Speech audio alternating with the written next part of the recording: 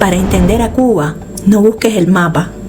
Busca el silencio de un cubano cuando mira el horizonte en una orilla que no es la suya. Ser cubano es vivir con una maleta hecha en la cabeza y el árbol genealógico regado por medio mundo.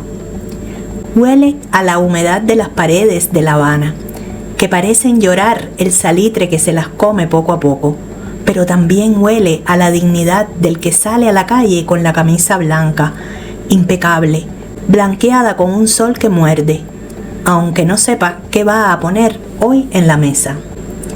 Cuba es el único lugar donde la lógica matemática se rompe, porque 1 más 1 a veces da esperanza y otras veces da adiós. Es ese saludo que no es solo un hola, es un aquí estamos, un reconocimiento de que a pesar de todo seguimos respirando el mismo aire de pólvora y flores.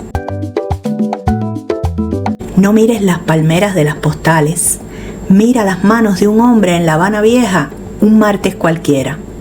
Esas manos están manchadas de la grasa negra de un motor de un coche que debería haber dejado de rodar en 1955. Pero ahí sigue, rugiendo, desafiando a la física.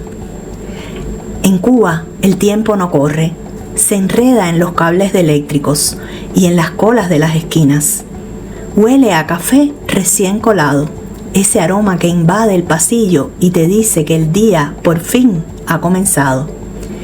La gente aquí no sobrevive, la gente resuelve. Esa palabra es el eje de nuestra existencia. Resolver es convertir una soga vieja en una polea o un pedazo de jabón en un tesoro. Es una cortesía de hacer que volá, que esconde una lealtad que no se compra. Es el único lugar del mundo donde puedes estar desesperado y de repente soltar una carcajada que espanta a los fantasmas. Ese resolver no nació ayer. Está en nuestra sangre desde que Carlos J. Finlay decidió desafiar el mundo entero. Imaginen el año 1881. La fiebre amarilla está diezmando ciudades. Se pensaba que era el aire, o la suciedad, o un castigo divino.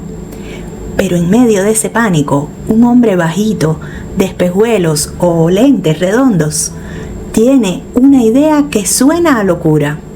No es el aire, es un mosquito. Finlay no tenía los laboratorios de Europa, ni los presupuestos de Washington.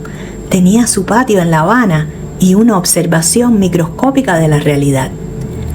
Mientras el mundo científico lo llamaba el hombre mosquito, con burla, él seguía ahí, estudiando a la Aedes aegypti. Sabía que tenía la verdad que salvaría millones de vidas, pero nadie le creía. Es la soledad más absoluta del genio cubano. Tener la solución en la mano y que el mundo te ignore por el lugar donde naciste.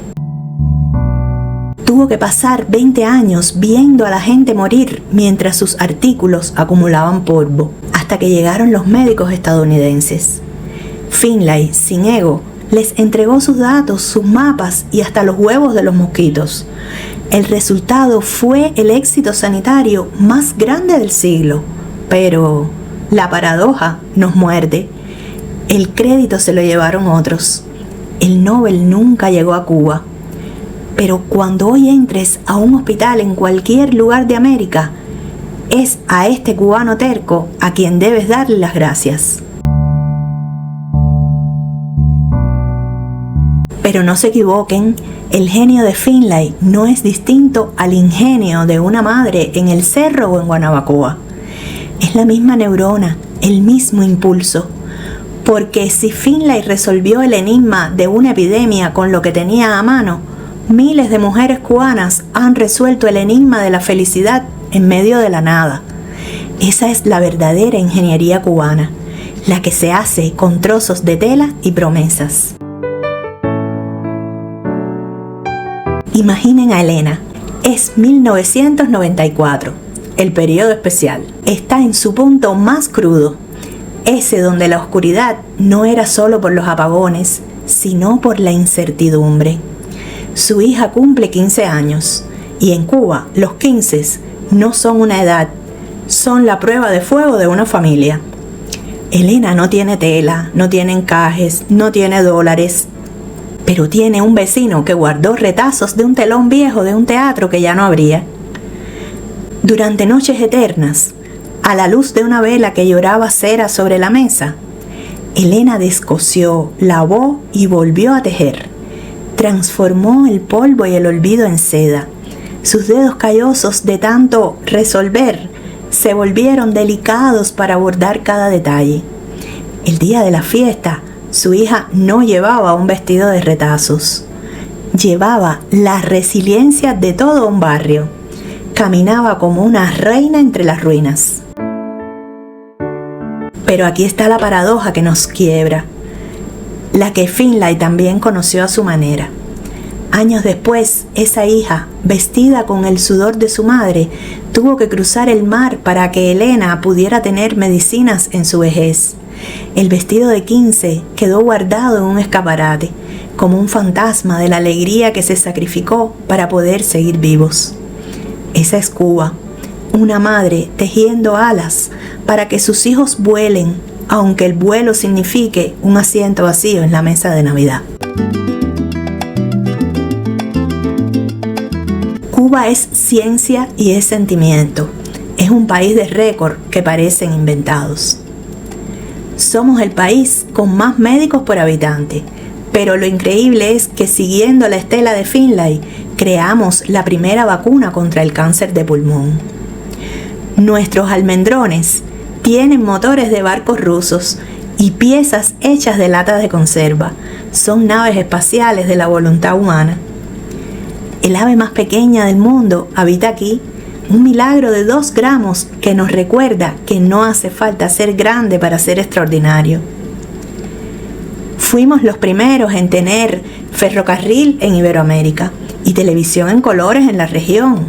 Siempre tuvimos prisas por llegar al futuro, aunque el presente se nos quedara detenido. Al final, ser cubano es una enfermedad dulce y terrible. Es llevar la isla en el bolsillo como una piedra que pesa pero que no puedes soltar. Cuba no es un sistema ni una foto en una puesta de sol.